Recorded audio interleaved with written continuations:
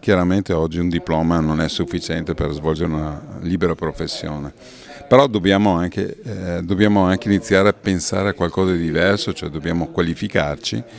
E devo dire però la mia categoria, un po' perché forse spesso si sente categoria di seconda scelta, no? Cioè, di fronte magari a un laureato oppure semplicemente di fronte anche al mondo del lavoro stesso che chiede sempre più competenze, si sente un po' la Cenerentola, quello che fa qualcosa ma che magari non è così riconosciuto. In realtà è perché non abbiamo mai voluto approfondire come colleghi, non abbiamo mai voluto approfondire l'aspetto di certificazione delle nostre competenze, che questo è il tema fondamentale, no? Oggi non si può pensare di stare sul mercato semplicemente perché si è iscritti a un albo, bisogna stare sul mercato perché ho le competenze per poter svolgere quell'attività. Ecco, lei ha fatto anche una bellissima analisi sul discorso dell'intelligenza artificiale, parlando che è un grandissimo strumento, vi aiuta sicuramente, però la presenza umana è ancora necessaria. Lo sarà anche secondo lei nei prossimi anni?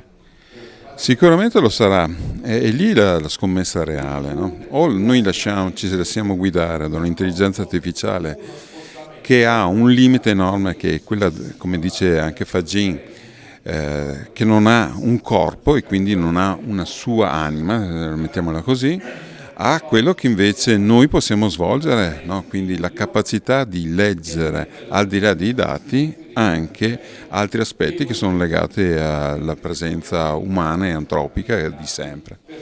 Un'ultima cosa che aveva sottolineato lei, l'importanza della vostra professione per quanto riguarda le calamità.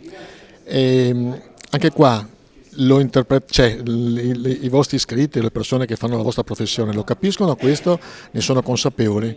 Tipo lei aveva fatto l'accenno all'alluvione per esempio dell'Emilia Romagna. Esatto, anche lì Emilia Romagna è stata gestita benissimo dalla protezione civile, però ci si dimentica sempre che al di là degli aspetti civili, quindi dell'abitazione di noi umani, ci sono anche gli aspetti di allevamenti, che è sempre una parte importante da ricordare. Ci sono insediamenti produttivi agroalimentari che non possiamo trascurare, non è un insediamento produttivo di acciaio per cui al limite si arrugginisce un po', poi lo tratto e ritorna tutto uguale. No, noi abbiamo animali e abbiamo alimenti che se non gestiti in modo corretto e rapidamente, immediatamente, chiaramente deperiscono, muoiono, si perdono economie, ma si perdono anche dei valori importanti, no?